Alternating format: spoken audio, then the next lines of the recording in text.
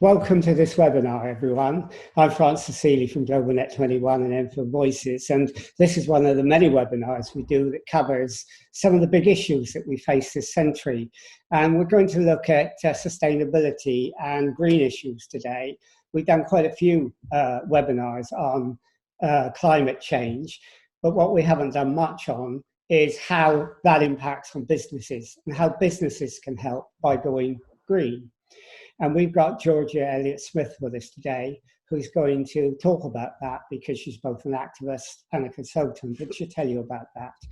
Anyhow, Georgia, thank you for joining us. And maybe to start with, you could briefly, and I know that's difficult, but briefly tell us a bit about your background. Okay. Hi. So my name is Georgia Ellliott Smith, and I'm the founder and managing director of Element 4. We are sustainability consultants, largely working in property and construction, but also for lots of other types of clients as well. My background is that I'm an environmental engineer. I have been working in construction and property for almost 25 years now.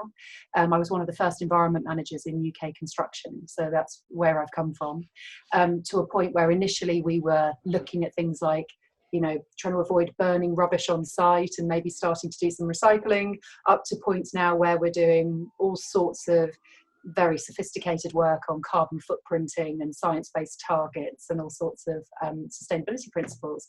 So yeah, I do lots of work in environmental sustainability, also social sustainability and community impacts of business. And my company Element 4 is based in Enfield. We do lots of work for international clients, but yeah, I wanted to stay Enfield based. But you're also an activist, aren't you? I mean, yes. You're a person who doesn't just want to make money, you actually want to achieve a difference, don't you? Yeah. So I had a real epiphany, actually, because I've been a sustainability consultant professionally for, like I say, over 20 years. I think I'd got to a point in my career where environmental sustainability had just become a job, really, and I felt very detached from it on a personal level. And actually, it was the Extinction Rebellion uprising back in, was it 2000 and early 2019 that was a real groundbreaking moment for me, and where I rediscovered all of my passion, my true passion for this topic.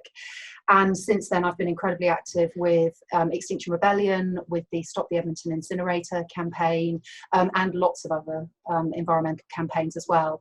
And it really has brought another dimension to my work and my life of really finding my purpose again and bringing that to my clients as well, rather than just being, you know, a sustainability expert, an engineer who can talk the language, but yeah, without the heart. Well, I was going to ask you about your Saul on the road to Damascus point of conversion, but you've already done that. But now you're converted. You work with businesses and corporations. You're quite suspicious of them, aren't you, in some ways, especially their corporate social responsibility. You think that very often that is a tick box exercise and a sort of greenwash. Is that right? I think it's not that I'm suspicious of them. It's because I've been part of the machinery for such a long time. Like I say, you know, well, having been in it for such a long time, and the degree I did was environmental engineering. I was the first tranche of environmental engineers. That was the first year the university ran the course. When I came out, I was the first environment manager, one of the first in the whole of the UK construction industry. You know, so I've come at it from a real ground up level. And having been in it all that time, I have seen the initial ambition and enthusiasm of wanting to make a difference into sustainability becoming just this word that really means nothing. You know, it's just become a new marketing phrase, and it's generally used by corporates in a very tokenistic way. So what I tended to find was that I was being employed on these token projects, which was maybe, you know, 1% of an organization's spend that year, but would be the one project that would go into all the award ceremonies, would go into all the magazine articles, you know, on all the brochures and the websites. And it just you know, it just became a new stance of selling your company without actually making a difference. And so, having become very jaded with the way that corporate sustainability worked, this change in me has come from a really deep place of saying, right, enough now, you know, this, I do not want to be part of that machinery anymore. There are enough consultants out there who will write you some load of puff as your environmental policy. That's not the way that I work. You know, I work with corporates who really want to make a difference. And if you do work with companies who want to make a difference, how do you know which ones are going to make a difference, and how do you know which ones aren't if you're going to start working with them? Yeah, it is tricky. And also, you know, I have to pay the rent. So, you know, you've got to be a little bit careful. But very much, you know, I'm very, very fortunate, because I have been in industry for some time now, that I do get a lot of companies coming to me. And I can pretty much tell in the first meeting what the real corporate stance is. There's very much... you know, when people start talking about, oh, yeah, it's nice ideas, but, you know, we just need to think about the cost and the cost all the time, the cost. And I totally understand that corporates have to balance cost against responsibility, because they have a responsibility to their employees and to make a profit and to be a proper part of the corporate world, to be a sustainable business. But there is very much I've got a very finely honed radar for those who are only in it for a marketing buck, and those who genuinely do want to address the issue. And I think the other thing is, whether it's just one token project is always interesting, or whether it's the core of the business, and whether they've come to me talking about, we want to trial things on this project that we genuinely want to roll out elsewhere, or we want to look at things, our fundamental business model, and how we can go about becoming part of the green economy, rather than, oh, we've got this one scheme where one client group or one particular demographic thinks that sustainability is quite cool, so we'll do a little bit of that, but not if it costs any money. You know, we don't want to.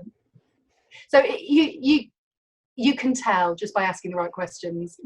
So, I mean, you want to go in with companies that want to make a difference and want to be sustainable, but you don't just talk about sustainability, you talk about disruptive sustainability. Now, disruptive is one of the buzzwords of the 21st century.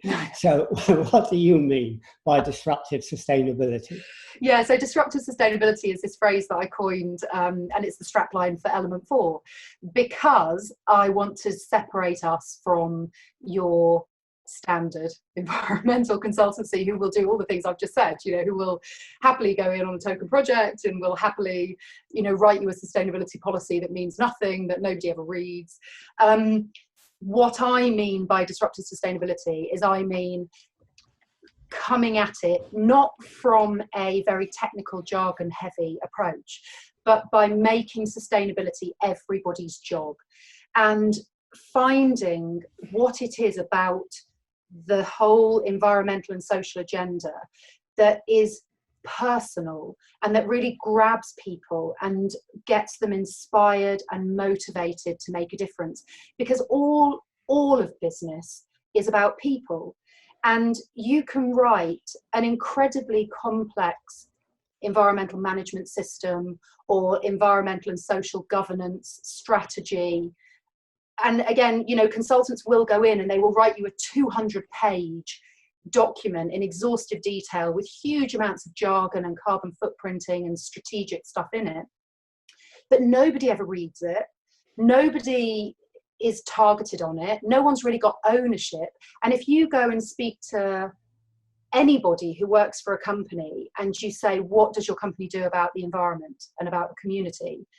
They will usually go, go and speak to Bob, because that's what he does, like, you know, or go and speak to Deborah in the sustainability department. They don't feel like it's part of their job. And so that is my approach, is to find those things that a company can really make a difference in, and that really it's personal to that organization, and maximize that stuff so they really have an opportunity of making a difference. So it sounds like what you're trying to do is create a whole company cultural revolution. Now, the trouble with culture change is it takes time. Yeah. And how do you get them to do it quickly? It's got to be from the top. You know, I think I've spent so much time with organizations trying to work with staff members who are passionate about the issues. And they have had, you know, their bosses have said, oh, okay, you know, if you're interested in this, then go off and form a committee and, you know, you can all talk about these issues. And maybe if you put forward a case, then we might start buying recycled paper, or, you know, we might start encouraging a running club, or, you know, encouraging people to carpool. And, you know, to my mind, bottom up in organizations rarely works. You have to have the leaders who fundamentally believe in this agenda and understand that there's opportunity out there if you can change your business from the inside, you know, really from its fundamentals. Because, you know, the world is changing, and we're going through this time at the moment where $3 trillion of assets are transferring from the hands of baby boomers to millennials over the next 20 years. And that's the biggest transfer of wealth in the history of the world. And I think that represents an enormous opportunity for companies to have a different conversation with investors, with customers, you know, all these clients and stakeholders who have got a very different agenda from their parents in terms of what they're looking for from companies. And you can see all kinds of amazing brands coming out with these stories that are completely different from the older, more entrenched corporates. But it's interesting you say it's got to be top down, whereas when we're out working in society, we say change has got to be from the bottom up. And we talk about, you know, looking at the strengths of communities, asset-based community development, things like that. But you're saying in companies, it's not like that. It's got to be different. Yeah, I believe that fully. I think it's incredible for a sense of purpose and connection to find your tribe and to be part of a community and to have a real reason, a real personal reason for doing what you're doing. And I do believe in community action, which is, you know, why I'm an activist. But when it comes to corporates, it has to come from the leadership, because ultimately they make the decisions about strategy, and they make the decisions about where they want to spend their money. And that ultimately is it. You know, you can see what a company feels is important by what they spend their money on. And, you know, the example I gave earlier about a group of staff who set up a committee and start looking at environmental and social impact, they usually have no budget. They don't even meet during their own working hours. They usually work at a lunchtime or after work. You know, their company does not invest in this agenda. And as such, they will always be limited in what they're capable of doing. So if the leadership understand that this is not a fad, this is a new way of doing business, you know, and I like the kind of phrase that, you know, the dinosaurs didn't die the moment that the meteor hit. You know, it took a long time. And there are corporates that are successful at the moment, but the writing's on the wall. You know, the business model is fundamentally changing, and either you can be ahead of the curve and planning for it now, thinking about truly the long-term sustainability of your business, or you can be playing catch up. Okay, so you have to change the culture, you have to work from top down, you have to get them involved in realizing it's, you know, to their benefit in the future. But what do you do? I mean, what sort of focus strategies around sustainability do you recommend to companies to make it, you know, beneficial for them? Yeah, so it's funny that you say, you know, the culture, because I think the culture comes from leadership. And so people will value what the leader shows is valued in the organisation. So one of the fundamental things for me with sustainability is it's fine having all of these policies and strategies and targets. You know, we're going to be greener, we're targeting reduced carbon emissions or targeting increased waste. But when you say targeting, what do you really mean? And what are the consequences if those targets are not hit? So one of the brilliant models that I love working with is B Corp. Have you heard of B Corporation? It's amazing. It's a fantastic model, and some great brands like Patagonia is a very famous B Corporation, Body Shop, Innocent Drinks. There are lots and lots of them. Ella's Kitchen, and you know, these brands tends to be consumer brands that are differentiating themselves, but there's also, you know, corporates in the service sector. What becoming a B Corporation is fairly cheap thing to do. It only costs a few £100s. But what it requires you to do is to fundamentally change your definition of success as a business. And so you don't define success and do your annual reporting simply on the basis of financial performance. You do it on financial, social and environmental benefits, and they have to be in your articles of association that you will benefit all three of those things. So the economy, the environment and society. And that also requires that you drive it into your bonus structure, you drive it into your performance review structure, so that when a manager is making, or a team are making a decision about a deal or about a project, if they make a great financial return but they create terrible damage to the environment or society, or they don't hit the targets on environment and community, they don't get their bonus. And it's as simple as that. So it puts the money where the mouth is and stops it being a marketing initiative and turns it into something where this is everybody's job. And if I go and ask somebody on the floor plate, what does your company do about sustainability? They can answer it like straight away. And the reason they know is because they're being asked in their performance review and their bonus is linked to it. So I really like that structure. Yeah, I mean, it sounds a bit like Kate Raworth's donut economics. I don't know if you've really heard of that. Yes. It's sort of in that sort of way of doing things. Yeah. But I mean, when you go to companies and you ask them to look at, you know, the outside stratosphere of what you're going to damage if you behave in a certain way, it's one of your emphasis to say, well, the most important thing you can do as well is make sure you can measure. You can reduce, first of all, your emissions, and that you can then have compliance and you can measure it. Yeah, well, compliance, absolutely. We use different mechanisms for monitoring impact and performance. I have to say, when we're looking at impact, it's very important up front to objectively assess what a company's impacts are. And I tend to find with my clients that they don't have a particularly good idea initially of what their impacts are.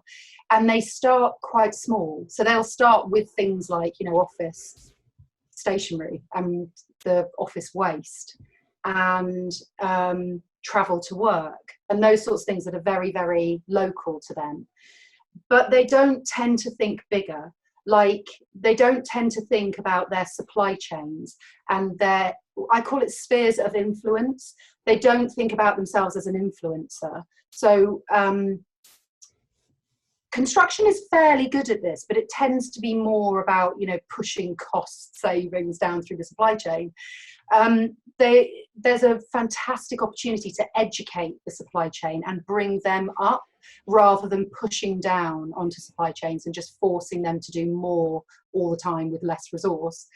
But thinking as well about yourself as, within organisations, so many people are members of professional bodies, like, you know, in my field, REBA or RICS or various, you know, Chartered Institute of Building. But many people are members of chambers of commerce, are members of academic institutions. And they tend to look from their position down rather than looking up. And what being an activist has really taught me to pass on into the corporate world is to take a look at pushing your influence upwards and think about you know, taking part, questioning your trade body, questioning your professional institutions, and all of those organisations that you're a part of. What are they doing to lobby government to take these issues seriously? And if you find regularly that there are things in your industry which are blockers to becoming more sustainable, how can that be unpicked if a group of people in the same industry came together and used their influence to really change things? And that, I think, is an incredibly powerful thing that most organisations don't do. They tend to be too sort of navel-gazing. So in a way, you're talking about a total strategy. You're talking about a strategy which looks at small things, the carpooling, the maybe working from home. We're all working from home at the moment, but normally working from home. You're talking about looking at supply chains, and I was going to ask you about that. And you're also looking at about lobbying and pressuring government. So is that your approach? You've got to have a sort of whole company, whole society approach, and not just a piecemeal approach. Yeah. So I have this axis that we work with, you know, where you've got impact is your vertical axis, and difficulty, or whatever version of that you want to be, cost, difficulty, being the horizontal axis. And I think, and everything fits somewhere in there. And what most organizations tend to focus on is the stuff that is relatively simple to do, but also relatively low impact, rather than working out all of the things that they could do with their impacts and focusing across all four quadrants, which is the stuff that is low impact and easy is definitely good. Some of that stuff, you know, there's a brilliant search engine called Ecosia. It's completely free. It's a competitor to Google. They use all of their proceeds, their profits, to plant trees and invest in renewable energy. It's a complete no-brainer. It's completely free. It's secure. It's fabulous. That's really simple, but it is relatively low impact. But it's a great thing. You know, people love it. They love using it. Every time they use the internet, they feel like they're making a difference. And you can get like a corporate clicker that shows you how many trees you've planted as a company. Now, that's one thing that I do encourage, because it's a really nice kind of feel good factor, but you need to balance that with an equal number of tough things that are a proper project that's going to take time to get there, but it's going to make a material difference to your business. And so that could be questioning some really fundamental things about the way your business runs, the way that you fundamentally make your money, and whether that is sustainable and whether you want to shift that, or working on a big project like maybe setting some science-based targets, which is this initiative that's come from United Nations and Carbon Disclosure Project, WWF. It's a big corporate initiative whereby they're encouraging organisations to set targets to keep their emissions below the Paris Agreement thresholds. So what you do is you work out, they help you work out your contribution as an organisation to global climate change, and then you set a specific target for your company, and then make sure that that's rolled out through all of your activities. But it can take a long time. There's a lot of data that's required to do that. Now, that's really worthwhile, but if you focus all of your effort on that really tough stuff, you're going to lose a lot of momentum, and a lot of people won't feel particularly gratified by that. So you kind of need a combination of all of those things that hit all of your different impacts. Well, I mean, that's pretty ambitious to get a company to do. So, I mean, as part of your strategy, do you sort of encourage stakeholder and shareholder involvement, not only because it's good in itself, but very often in a devious way, they will put more pressure on the company to do the things that you want? Yeah. Well, I'm finding that most of my work with corporates is coming from shareholders, you know, stakeholders, their clients, and external pressure that they're feeling, and they're starting to go, hang on, this isn't niche anymore. This is something that I can genuinely see a benefit for my business in embracing these principles. So, you know, it might be that a leader in an organization says, I believe in this and I want to push it. But more often for people, it's a kind of gradual awakening to go, yeah, I think that's a good idea, but I wouldn't be pushing it in my organisation unless all these other influences were also saying you really need to do it. So there've been I actually think the Extinction Rebellion activity over the last couple of years has had quite a dramatic effect on the corporate conversation, because it has shown that there is a massive sympathy there. There's a massive audience for this message. And also that change is coming, that this is not something that is going to go away. The conversation is out there and people are having it. And yeah, it's there's lots of different things, and the whole divestment conversation is massive, really, really big. The idea that so many people now are asking questions about how their money is invested. And if you believe that climate change is a thing, which we hope that most of the listeners to your show will, then you don't really want to be a contributor to that, and one of the easiest ways that you can work hard in that field without really doing anything is to ask for your pension and your investments to be divested into an ethical fund. And they're everywhere now. The financial institutions that I'm speaking to are finding that some of their best performing funds are the ethical, climate aware funds. So there's starting to become this really great evidence base that sustainable business is good business. We've seen at the present moment with COVID-19, everyone, including companies, change fundamentally. Many of them have become very innovative. Does that make you optimistic that they can also do that in the time of climate change? Because with climate change, many of them don't see it as such an immediate problem as they do a pandemic. I think there are pros and cons. I think there are businesses that will always be reactive, and that's not going to change. There will be businesses that will trail when it comes to the climate change agenda. They will be the last mover, waiting for everybody else to change to get that absolute evidence that this is the way business is going before they do anything about it. And there will be other business leaders that want to be ahead of the game. I think COVID has been such a fascinating time for me. I think it has certainly changed, I think, a lot of the conversations between employees and employers. I think it has opened a lot of people's eyes to corporate priorities as well, and I think a lot of people are going to come out of this feeling really quite bruised by both the way that they've treated their employer, they've been treated by their employer, and the way that corporates have prioritized, profit, people, planet. They've seen much more clearly where the priority is, and potentially don't like what they've discovered. So I think that is definitely an interesting switch.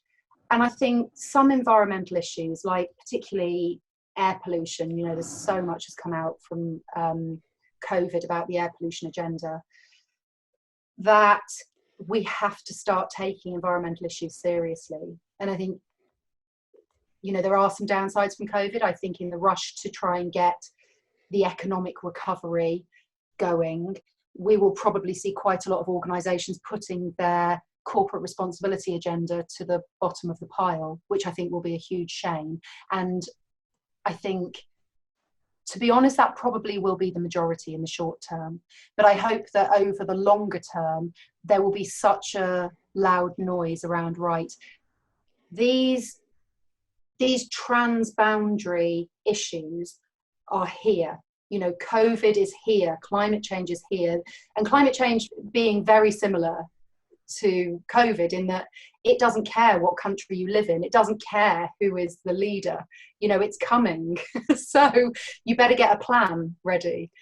And I think that has been a very interesting revelation for me as well, about how it actually, and it turns out there is a big red button that you can press and go, growth, the economy, we can stop it. If we have to, for the greater good, we can press stop. And as a sustainability consultant, constantly having conversations with corporates where they say, oh, we can't change overnight. Oh, we can't slow down progress. although I don't recommend that people necessarily change overnight, it has given me now the power to go, yeah, remember that happened back in March? Remember when you did change overnight? But those relationship changes you're talking about between employer and employee, between employer and stakeholders, that must give you some room for optimism for the future, even if in the short term there's going to be a little retrenchment. Oh, there is. There definitely is. And I am optimistic that we're now, you know, I think we're in a position now of stopping stopping navel gazing and taking a bigger look at issues in society, and bigger issues than just what's going on within these four walls, ironically, since we're in lockdown. I think that I have some, it's very difficult for me to like say one thing I'm optimistic about without saying another thing that I feel slightly pessimistic about. You know, it has been really disappointing to see that some environmental action has slowed or been reversed, you know, in the States and here, you know, bailouts for polluting industries, or, you know, winding in of environmental legislation and prosecutions and things because of COVID is a shame, but I understand that has to happen in, you know, to support the economy. I just hope that people will pay more attention to bigger issues now. Okay, well, we've sort of come to the end of our half hour and it's gone very, very quickly. So, I mean, the last question is, if anyone wanted to find out more about what you do and get in contact, what would they do? So we have a website, so it's element- and then the number 4.co.uk, or I'm on LinkedIn. So I do a lot of posting on LinkedIn about various different projects and ideas and things. I am also on Twitter and Instagram, but I never use it, so it's probably not a great place to follow me. So LinkedIn or the website. Okay, well, that's great. I will post some links up to that so they know. I know you're on LinkedIn because you sort of connected with me the other day. And LinkedIn, I think, for the work you do is particularly useful. Anyhow, I mean, I think this has been a really interesting interview, and we could have gone on, and maybe we'll do another one and follow up on this sometime because it was really interesting. And I think a lot of people will find, you know, what you said about corporations and how you work within them sort of illuminating, because many people don't think about it. They say business has to be green, but they don't think how they're going to be green or what the efforts that you have to go through to get them to move in that direction is. So, you know, thank you for doing it. And it's been great having this interview. So thank you. And we'll end this interview now.